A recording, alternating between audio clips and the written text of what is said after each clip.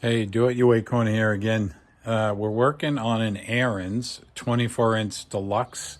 It says Platinum on the label, but on the service manual it says Deluxe. So you guys can correct me if I'm wrong. I replaced the friction plate on this thing because, I was having some issues with it not driving right, making some clunking noises. And after I replaced it and replaced the belt, now it doesn't move on its own. So I don't know if I got the wrong belt. I don't know if I got a spring that's not functioning correctly, but we're going to take this apart and we'll see what we find out. All right, so the first thing we got to do is get this thing flipped over so we can start taking out some hardware to remove this bottom pan. And hey, if this video helps you, like and subscribe would be great. But let's get to it. Let's get in here and take some of these things off. 3/8.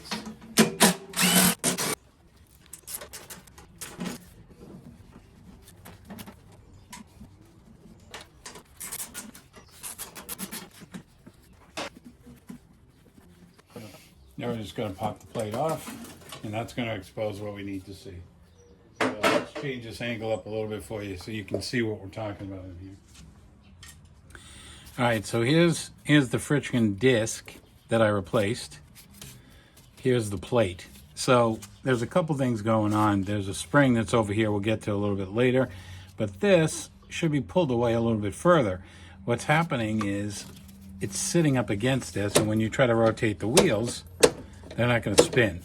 So if I bring this down a little bit, you see we got plenty of play. But if I release it, it automatically stops it. So first thing I'm going to try and do is replace this belt. Even though it's brand new, I'm going to replace it with the OEM belt that I just got. And we'll see if that makes a difference. So the first thing I need to do is take off the plastic cover in the front. So there's two screws I got to pop off. There's one here, and then there's one on the opposite side. Right here. And this is they're both 3/8, and then this will pop off, and then we'll get that belt exposed. I'll do that off camera. It's pretty straightforward. All right, so after flipping it down, we're going to pop off these 2 1/2-inch.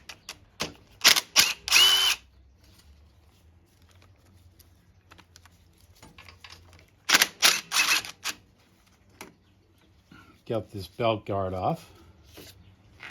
Then the next thing we're going to do is there's a spring. Hopefully you guys can see this okay. There's a spring back here. See if we get a light we can get in there. So right here there's a spring. It's just on the hooks. And that releases the tension right there. And then we'll pull the belt off. All right, so I've seen a couple guys do this differently online where they split the entire machine to replace the drive belt, the one in the back. I'm going to try and do it while it's like this. We'll see what happens. Then at least you'll have a couple options. So the first thing I'm going to try is we're going to remove these auger drive belts.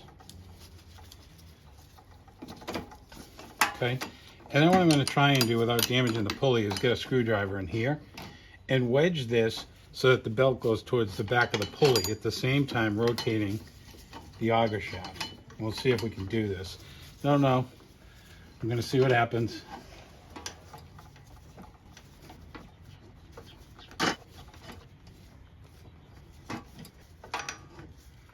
Okay. So hopefully that came on video okay. I just don't know if we're going to have enough here to actually get it, but yep, we can. So maybe that's another option. We'll see what happens. So now what we got to do is get it past this pulley and then the friction disc that's in the back as well. And to do that, I think I'm going to flip the machine on the other side. All right. So here's our belt. We just need to get it past this friction plate. So we're just going to do this. We're going to try. Just wedge this through here.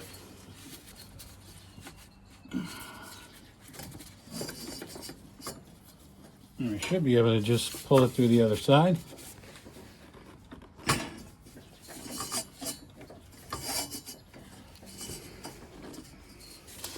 It's getting hung up on a couple pulleys in here. There it is. So there's one way that you can do it without splitting the entire machine. And hey, look at that. So the belt might have something to do with this.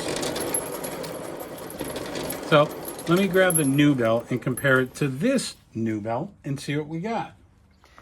Oh, we definitely found one of our problems. So check this out. If I put these two belts together and we stretch them, you can already see there's a difference here. So one's shorter than the other, and guess what? The one that's shorter than the other is the one from Amazon. So I'm guessing this is 35 inches like it's supposed to be. And there's the Ariens part number right there for it.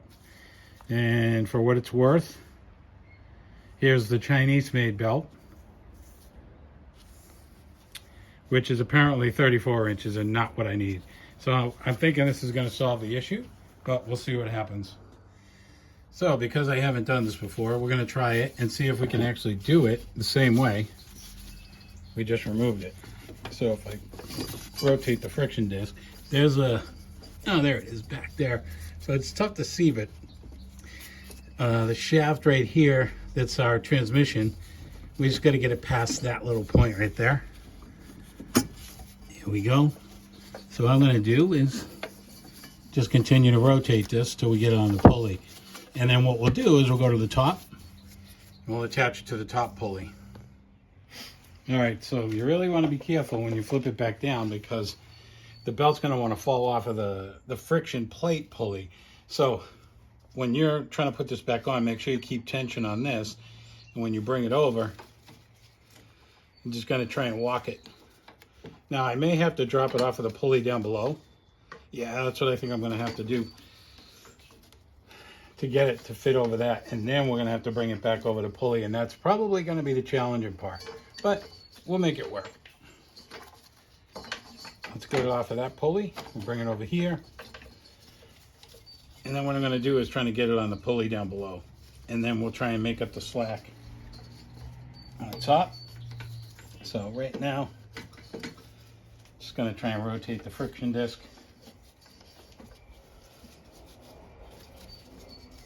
Try and get this into the pulley.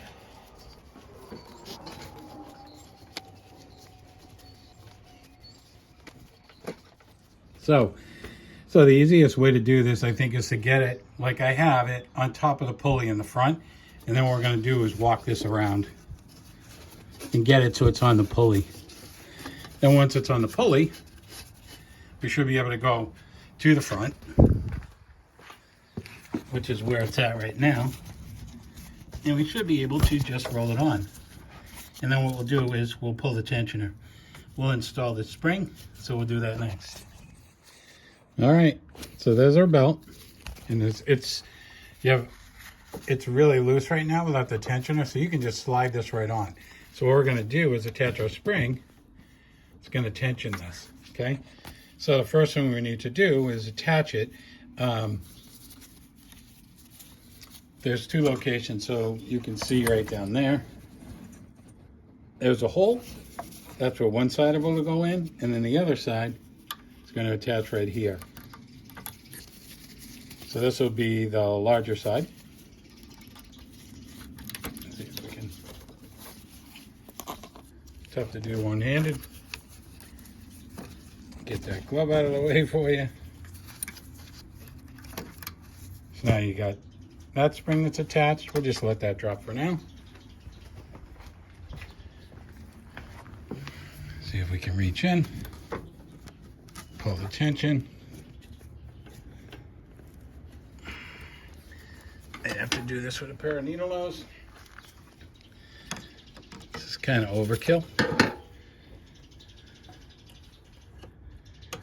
But there you go. It fits right in that slot. Now, definitely plenty of tension. Yep. And then what we can do next, so we can throw our auger belts back on again.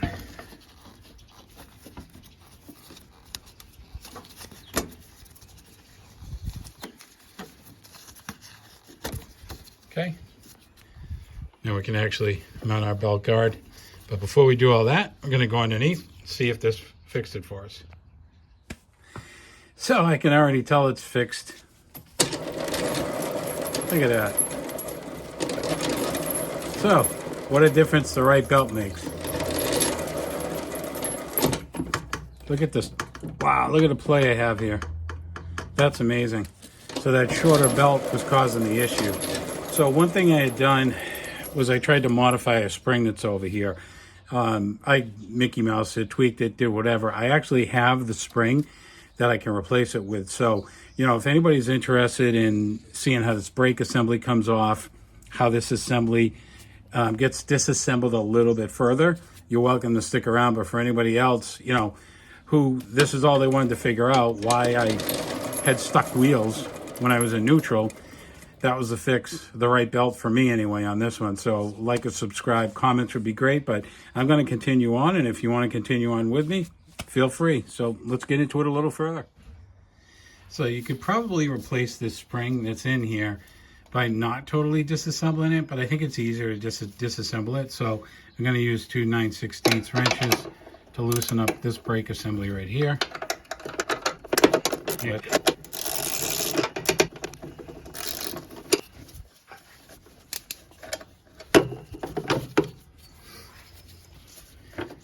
So to pop this out, we're just going to flip it, straighten it out.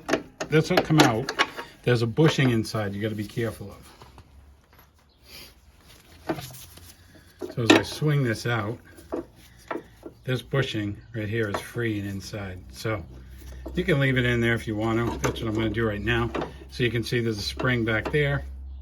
I'm going to leave that on for now. And I think what I'll do to gain a little bit better access, because you can see the spring right there. See if we can get to it. Yeah, I'm going to see if we can replace it without going crazy, because if you pull on this cable here, that's our clutch. Okay. And just beyond it, you can see the spring mounts up in a little hole that's over there. See if we can get a better shot for you. So again, here's that spring. If we slide to the other side, you'll see this is where it hooks in. Okay, so you're just going to pull down. We'll pull down, and then there's a hole up top. We'll get to that in a second. So let's just get our camera situated here for a second. What I'm going to do is use a long pair of needle nose. I'm just going to try and grab this and just twist it out. Like that, and then we'll see if we can actually push it through the hole, which I just did. Hopefully you guys can all see that. And then we'll just angle it so it falls through. There she goes.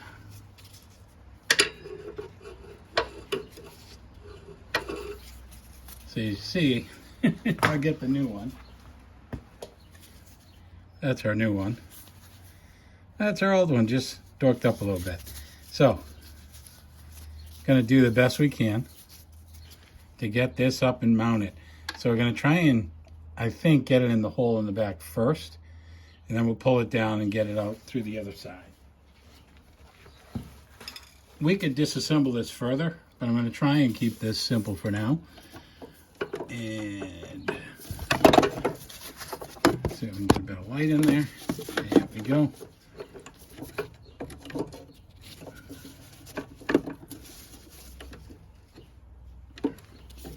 Aha. There we go. Whoop. And now we're just going to try and get it in below.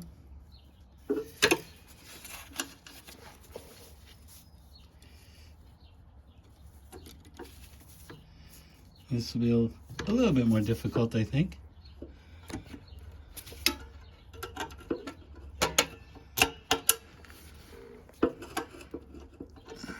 There we go. There we go.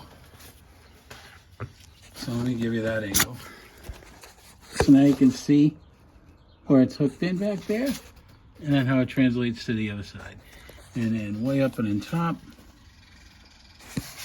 just beyond the linkage. There's where it mounts up and inside the hole. So now, come back a little bit.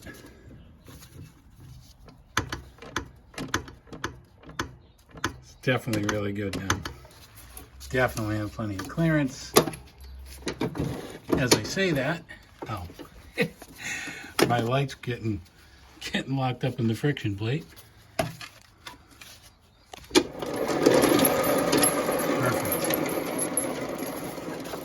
That's perfect. And if we pull it in, yep, now it's coming back perfectly. Sweet. Okay. All right, I think that's going to do it for now. Hopefully this helps somebody, and if it did, let me know. If it didn't, let me know that too. And if there's a different way to do this, let me know that one too. Really appreciate it. But for now, you guys have a great one. We'll see you next time.